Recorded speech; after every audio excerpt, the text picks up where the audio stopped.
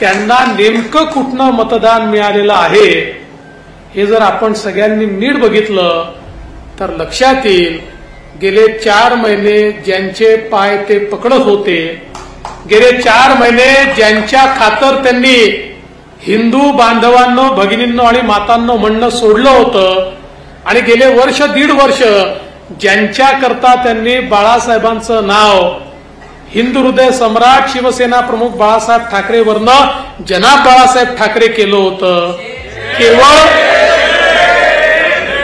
केवळ त्यांच्याच मतांवर त्यांनी हे अरिथमॅटिक जिंकलं आहे.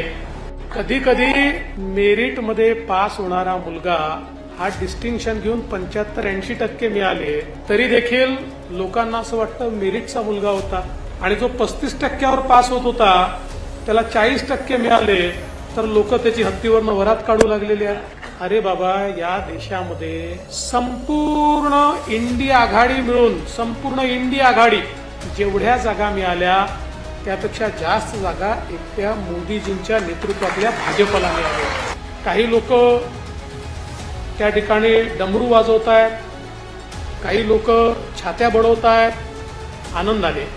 त्या सगळ्यांना मी एक सांगून देऊ इच्छितो की फेक नरेटिव्ह एकदा चालतो, तो काही वारंवार चालत नाही. We will bounce back, we will bounce back. मुंबईच्या निकालाचं तर अशी जी विश्लेषण केल्यानंतर मी आज सांगतो, विधानसभेतही आपण मागच्या वेळेसपेक्षा जास्त जागा घेऊ, आणि महानगरपालिकेची निवडणूक कधी येऊ दे, कधी महानगरपालिकेवर मुंबईच्या आपला भगवा फडकणार म्हणजे फडकणारच.